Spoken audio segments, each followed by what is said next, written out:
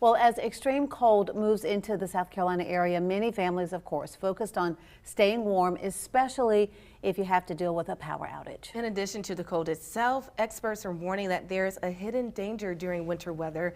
Carbon monoxide poisoning is something that you cannot see, you can't smell it either, but it builds up extremely quick inside of your home.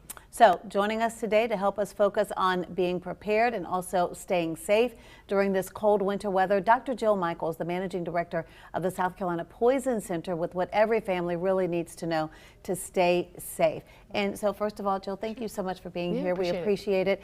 Talk to us a little bit about why the risk of carbon monoxide poisoning increases during these cold winter events. Sure, a lot of people lose power, and so they're looking for alternative sources to heat their water, heat their homes, cook their food, and they're using portable generators or gas grills, and what they don't realize is there could be carbon monoxide exposure.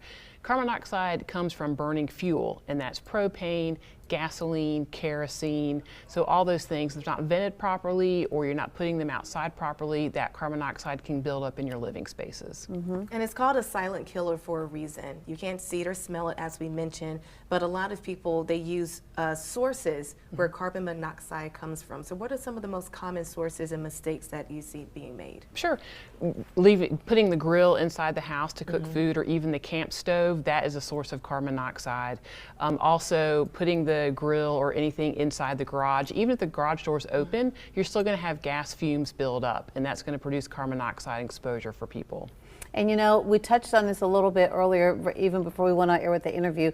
You know, people think they're prepared, right? And then the power outage lasts a little longer than you expect, and people start to improvise and get creative in trying to keep the house warm. What are some of the things we really need to think twice about, or maybe not do at all? Sure.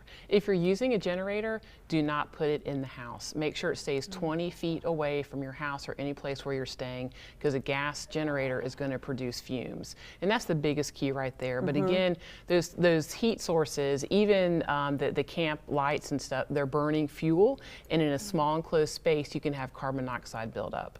Tell us about the symptoms of carbon monoxide. What are some things that people may start to experience where they need to make sure that they seek help? Yeah, it's kind of nondescript, almost flu-like symptoms. It's nausea, it's vomiting, it's dizziness, it's headache. So all those things kind of similar to that. And so any weird things like that, you think you're burning fuel, then go outside. Certainly, if someone has passed out, you call 911.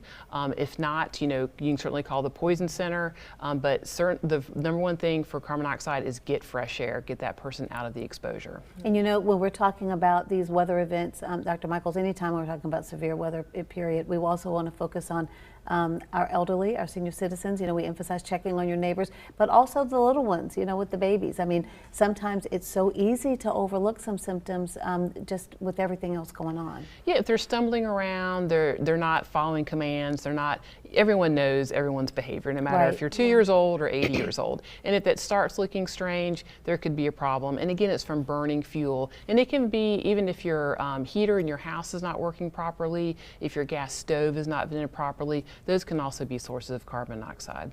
But there's resources to help. There are actually detectors that you can buy tonight to put in your house to stay up to date if you should have a leak, right? Definitely have one on at least every floor of your home, and preferably also near any bedrooms or anywhere someone's sleeping.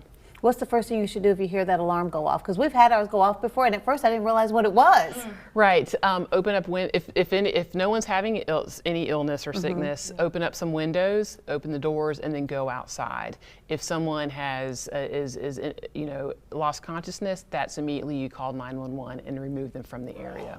All right, that's really good. And we do have resources available for you.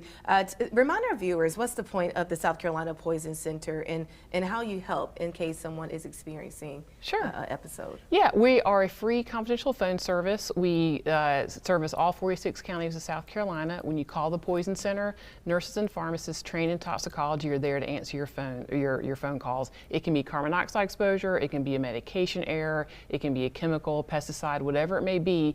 They're going to call you. When you call, you're going to talk to these people, and we're going to help you determine, are you okay? Can you stay home? Here's what minor symptoms may occur. Or if it's something more serious, we'll refer you to the emergency department for treatment that way.